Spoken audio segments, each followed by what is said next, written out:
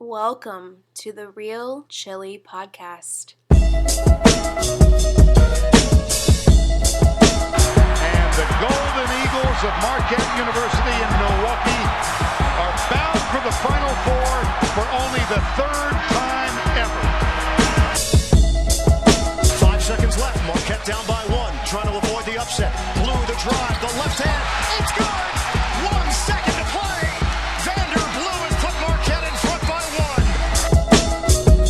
And I want to win every day as basketball players, as students, and I want to win every day, most importantly, as people. Welcome, ladies and gentlemen, to the Real Chili Podcast. I'm your host, Mike Lavender. I'm joined by Pete Worth. Just over a week ago, Marquette lost 93-73 in the first round of the men's NCAA basketball tournament. Pete, are you over this loss yet? It's been over a week. Are you over it yet? Oh yeah. I mean, I was over it right after it happened. Actually, I wanted Marquette to do well in the tournament, but I wasn't expecting any big run or whatever. Just because I knew our defense probably was not going to be able to handle Duke. I didn't expect South Carolina to be this good, and to now after today make the Final Four. So yeah, like nobody did. I agree. It didn't kill me, but I wasn't expecting us to lose the way we did. That's what got me. That's true. That is true. I did not expect that. Just because we talked about it. South Carolina scored 95 against Auburn, I think maybe. Yep. Who is similarly as bad as us. Yeah, that was like one time. Having not watched any of South Carolina, I had no idea how good Darius Thornwell was. And that's most of the people, anybody talking about college basketball will tell you the same unless they work for the SEC or whatever. Yeah. But that dude is a complete player. Very good. And the rest of their lineup is just long and athletic, and just every other storyline that you've been hearing from about their defense has been true. So as Pete mentioned just there at the top, it's been a while since we last had a pod, and during that time, South Carolina, the team that beat Marquette, went on to beat Duke, went on to beat Baylor, and just earlier today, we're recording on Sunday, March 26th, they beat Florida to punch their ticket to the Final Four in Phoenix, Arizona. So, I was beating myself up for not recording immediately after the game, but I think waiting a week gives us a little more perspective on exactly what South Carolina is and gives us a little bit more on them. And a lot has happened. Obviously, there's been a lot of other basketball games going on, but just in the Marquette world, we also have news to talk about. Duane Wilson has decided to leave the Marquette basketball program, so we're going to get to all of that. But let's start off with the game against South Carolina, Pete. I think you hit the nail on the head. We knew their defense was good. The advanced statistics told us their defense was good. But, oh, man, every game this tournament, particularly against Marquette, they are so stifling. And they put a lot of pressure on Marquette's guards. Yeah, they did. But you didn't know it until about 10 minutes through the game. And when we got out to a lead, started playing well, we were hitting a lot of shots. I mean, we were moving the ball extremely well. The key to me was that South Carolina was jacking up a lot of threes those first 10 minutes of the game. They were not going inside at all. I think they were kind of playing to our tempo and taking a lot of ill-advised shots just because we were making a lot of threes. Maybe they were trying to kind of match us. And Frank Martin did a great job of telling them, hey, listen, if you get the ball into the paint, you're going to score every frickin' possession. Yeah. And so they basically did that for the rest of the game. And they also hit a bunch of shots. I mean, they were shooting the ball extremely well in that game, which from Thornwell to Dozier is not a great shooter, but he had a couple nice shots, mostly inside. Notice, right? Notice was 2 for 10 from 3. Oof. But Silva and Kotsar, who have played extremely well on their Final Four run, hitting outside jumpers, their ability to do that was not something that I foresaw. Yeah, they were just a whole lot better than I, or as it turns out, like anybody ever expected. So. That's a great point about what Frank Martin saw and going into the interior. We talked about it on the preview pod that and just in terms of height, we matched up with them okay, but definitely not against Thornwell. I mean, Thornwell was just the X factor. I mean, definitely not against Thornwell. Yeah, the physicality with which South Carolina played, they got into the post, whether it was one of their 4s or 5s, whether it was Kotsar or Silva, or even someone like Thornwell. If they got the ball inside the paint, it was over. Yeah. I mean, they could finish, and there wasn't anything Helt or even Fisher clearly was going to do about it. Right. They physically overwhelmed us. I mean, both offensively and defensively. If they got by their man, with 2 dribbles, it was a basket. Either a pass opened up, a passing lane opened up for a layup, or they were hitting floaters, they were hitting short corner jumpers. I mean, they were making every shot that they got just about, and almost all of them were wide open. Yeah.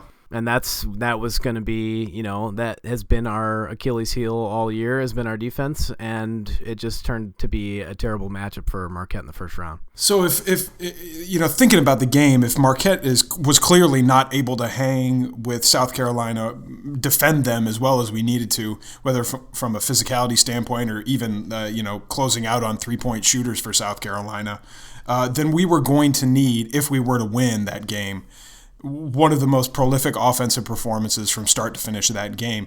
And actually, when you look at it in the first half, we didn't do so bad. Marquette averages about 10.5 threes per game. And we had 8 made threes in the first half, and that allowed us to keep pace with them. Yeah. Obviously, things shifted, but we had a pretty good first half until, minute by minute, South Carolina's defense started to wear. Right. Well, we were winning at halftime, and we were up by 1 at halftime. But the run that South Carolina went on to finish the first half, it was not a comfortable. Well, no 1-point lead is comfortable, but even though we had the lead, it was not. It was by the skin of our teeth. Well, yeah, but it was not an optimistic 1-point lead. Yeah. It was like, oh shit, they completely dominated us those last 7 minutes of the half, and if we can't figure out some way to stop these guys from getting easy buckets every time down the court, I don't know what's going to happen. And we found out pretty quickly that we were not able to prevent them from doing that. I thought part of the reason that we were able to look so good on offense for a period of time in the first half was that I think part of it was just South Carolina getting up to speed with how we played offense. Mm-hmm. I think there were multiple possessions in the first half where we moved the ball on offense really well, kind of something we've gotten somewhat used to, where it's a drive and kick and another kick, and there's Juwan Johnson wide open on the 3-point line, or Sam Hauser. And once South Carolina kind of figured that out, South Carolina did a tremendous job not only of being physical on screens outside the 3-point line, but they were clearly determined not to let us get ours from the 3. And once they really started to settle into that, it was game over, and we really didn't have any other options. I mean, that's our offense, and I think Luke had a few nice post moves throughout, but without the 3, we were dead in the water. He was in foul trouble again a little bit. Fisher was. I was really impressed with Rousey in that first half. He played tough as hell. Yeah. He was the one that really was the reason we got out to that lead, and then eventually they kind of overwhelmed him. They were overwhelming Marcus Howard most of the game. Marcus had some nice shots that happened to drop, but also 6 turnovers. And I think Wojo realized pretty quickly that this was not going to be the game for Marcus. It was going to be more of a Rousey game, who's a little tougher with the ball. Yeah. But also the thing is, we're so thin in the front court. Like, Luke got into foul trouble, and we got Helt in there, and Helt was completely overmatched. Yeah. I mean, with those big dudes, he had no chance against those big dudes, man. Of like Silva and Kotsar, he was only a freshman. Yeah. But just athletically, yeah, he was basically dominated and overmatched completely. In the first couple of possessions, Helt was under the rim with the ball almost by himself and tried to pump fake and got blocked, and right there, that was my oh shit moment. I was like, oh, I mean, I know it's Helt, but I thought you should have been able to finish those, and kind of consistently setting the tone for South Carolina, a worrisome trend. Well, and I've been impressed watching the tournament games just with the SEC in general, the teams from the SEC, because I didn't watch one single game of the SEC all year, I don't think, except for maybe I watched Kentucky versus Georgia, because Georgia, we had beaten Georgia, and Georgia had a chance at Rupp Arena to close them out, and which would have been nice on the resume. I was watching that game, but that was literally the only SEC game I watched all year, so I had really no idea just how athletic and long and talented like South Carolina was and Florida was. Those two especially. When our front court is just literally it's just Fisher and Helt trying to match up against their bigs. Yeah, I mean we had no chance down low and we basically had to completely rely on the 3-point shot because we were not beating them off the dribble and getting easy buckets because they don't allow those. Some of my worst memories of Marquette basketball, and particularly the losses, come against teams like North Carolina. I think we played them our sophomore year in the NCAA tournament, playing teams like Michigan State or Syracuse, teams that, almost those blue blood programs that can throw so much height at you in athleticism at every single position on the court. And clearly, that's not something that Marquette has. I think, one of the things we're going to touch on in the season recap pod is looking forward to next season. And we're actually going to be adding some height. Yes, they're all going to be freshmen, but we're going to have some 6'8", 6'9", 6'7" help coming in. But we'll also be adding some height on that podcast with the 6'6" Brian Henry joining. That's true. I saw him the other day in person, and I'm always surprised at how big he is in person. I always forget. Yeah. Yeah, he's a big guy. Anyway, but, as talented, and this is obvious to say, but as talented as our guys are, talent can only overcome so much when you're outmatched athletically and height-wise as much as they were. So, in summary, a very disappointing result from Marquette. But one of the things that I think comes out of this conversation, now that we've had a week to watch South Carolina play more, they've gotten impressive wins, nearly double-digit wins in every single one of their games. Do you think that South Carolina's impressive run here changes the perception of a Marquette's loss? We were talking about a little bit about this before we started recording. I think it does. And I'm all on the Cindy train, man. Give me some more Thornwell. Yeah. He's legit. You want to see him become a Bull? Well, yeah. I wouldn't mind it. The Bulls could use some athleticism. But I was just impressed with how good of an all-around player he is, too. I mean, he makes his free throws, which I didn't expect. He also is an extremely good passer, can be a dominating rebounder, which he pulled off in the game against us. So it's like South Carolina is in the Final Four, and their program is just completely, up until now, it's been basically irrelevant. Right. And it's like if the Florida Panthers went to the Stanley Cup. Like, South Carolina? Like, are you fucking kidding me? Yeah. Well, we said it on the preview pod, right? It'd be their first tournament win in 44 years. Let's not give it to them, and lo and behold. Yeah. Well, and they hadn't even made that. They'd never made the Sweet 16. Right. And now they're in the Final Four. But I like their team, man. And getting back to the point about does it ease the loss of Marquette, I don't know. I think it does, just because, we lost by 20 to them, but they also decimated Duke in that second half. They scored, 60 points against Duke in the second half? And that's a Duke team that's got more NBA talent than South Carolina does. Well, maybe not anymore, but at least initially. No, they definitely do. But they just didn't. Duke was not tough. They played no defense. They did not play together. That was the thing about Duke. A lot of people talked about is there are a lot of individual talent, but that doesn't necessarily mesh all that well. And South Carolina's just playing excellent team ball, man. They completely wiped the floor with Baylor, who everybody predicted them to be overrated going into this.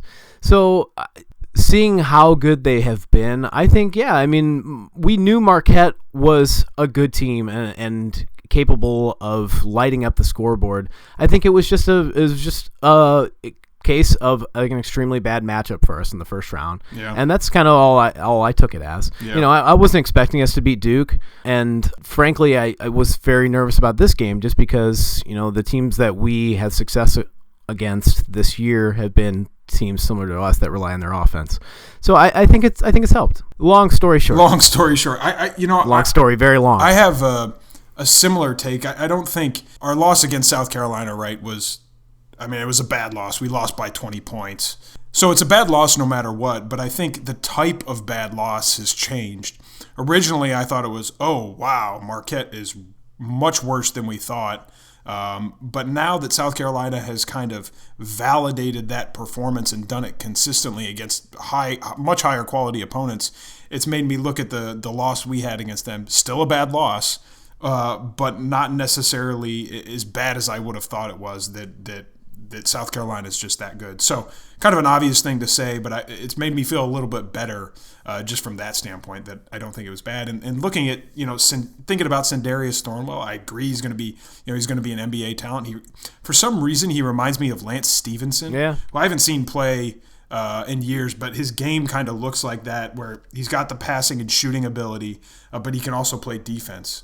So it's going to be fun to see that guy. Yeah, I don't think he's going to be a star by any means, but I definitely think that will have a solid career for sure. Yeah. Just with the multitude of skill sets, or just with the multitude of skills that he has, where he's maybe not extremely good at any one thing, but he's above average in just about all of it. He has, just like South Carolina's team, surprise everybody with just how good they are, and he is. So getting away maybe from the X's and O's of this game just a bit, it was Caton Reinhardt's last game in a Marquette uniform. It was Juwan Johnson's. It was Luke Fisher's last game. Lo and behold, it was Duane Wilson's last game. Before we get to Duane Wilson, let's get to that in just a second. And probably throw on there that Hanif Cheatham only played 7 minutes, but continuing the trend, didn't log a single stat as far as I can tell. So a 7 trillion if you're fans of Mark Titus and Club Trillion from Ohio State. 7 minutes and the rest completely zeros on the box score. Yeah, there you go. I think it was Caton and Luke were pretty emotional on the bench towards the end of the game there, and they have every right to be. I think, time will be kinder to this Marquette team than it feels like they have been now. I for one, appreciate the effort those seniors put in. Of course, it didn't go the way they wanted it to, in a tough loss. Well, I was happy to see Juwan play well in his last game. He has been the only 4-year guy that we had on this team. He shot the ball well in the first half, ended up with 16 points, 6 rebounds, a couple steals. So it was good to see him play well. Luke, again, was in foul trouble with the 8 and 6. It wasn't the matchup where he was gonna shine. Having a 7-footer with a lot of skills was great for the program to have, because we hadn't had that since we started going to school there. So, and Caton Reinhardt, we'll talk more about his season again on the season recap pod, but I looking at his stat line, he probably didn't have the game that he wanted to have.